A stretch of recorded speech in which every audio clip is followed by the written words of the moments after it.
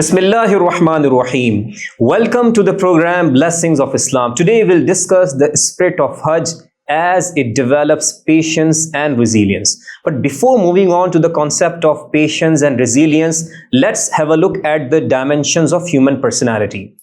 If we have a closer look at the different dimensions of human personality, we find that this human personality is not one dimensional. It has multiple dimensions. For example, physical dimension, we have moral dimension, we have intellectual dimension, we have spiritual dimension, and we have social dimension. So when we have a look at the teachings of Islam, we find that the teachings of Islam prepares an individual to fulfill the requirements of all the dimensions of human personality. Now let's have a look at the spirit of Hajj as it is connected to patience and resilience. Now we know very well that if we talk about the professional aspects of human life, so patience is something that is required both in personal life as well as in professional life. And similarly, if we talk about resilience, that is the concept of standing up again once you are facing the problems, once you have face any sort of failure, so you have the ability to stand up again and then start working again and then move towards success and effectiveness and meaningfulness in your life.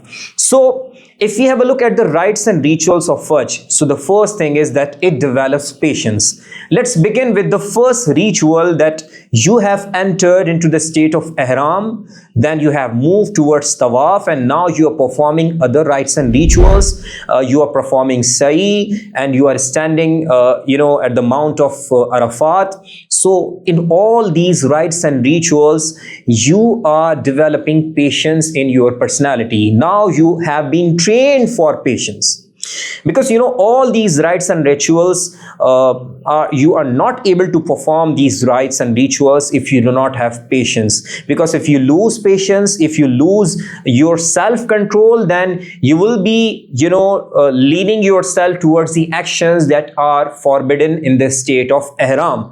So you'll be facing problems. So in order to fulfill all the requirements of Hajj in an effective manner, in the true sense, you have to develop patience, right? You have to maintain patience and a self-control. That is also one of the requirements of, if we talk about emotional intelligence, you must be, habitual of self-regulation, and you must know what is self-awareness, and you must be able to deal with difficult circumstances in your life.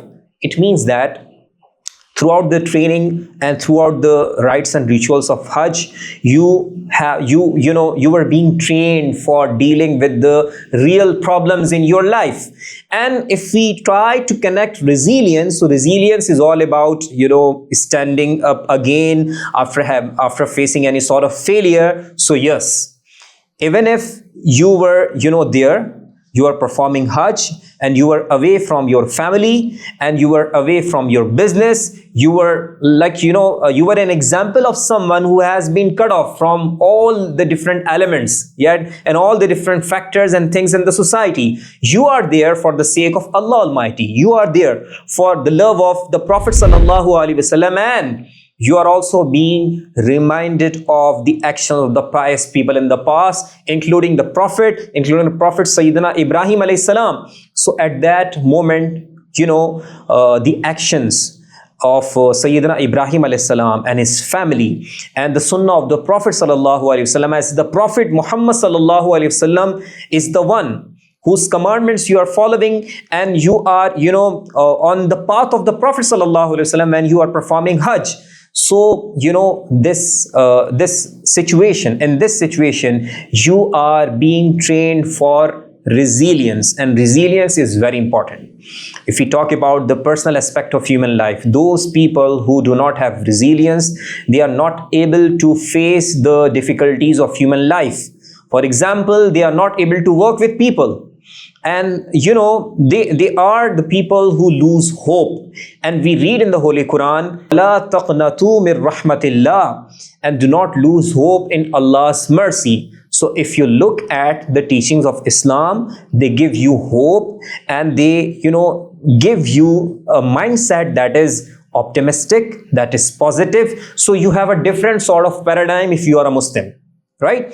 So the acts of Hajj and the rites and rituals of Hajj are giving you the message of patience as well as the message of resilience. So if you talk about patience, you also read in the Holy Quran that those who observe patience, who observe sabr. So we read in the Holy Quran, Inna Allaha ma'as sabirin, that Allah is with those who observe patience. So we can say that this is one of the basic qualities of a believer. So at the end of Hajj, the conclusion is that you are now having the qualities that are the desirable qualities of a believer, the qualities that are required in Sharia, that a Muslim should have all those qualities. The quality, for example, among all those qualities, we have the quality of humility, right?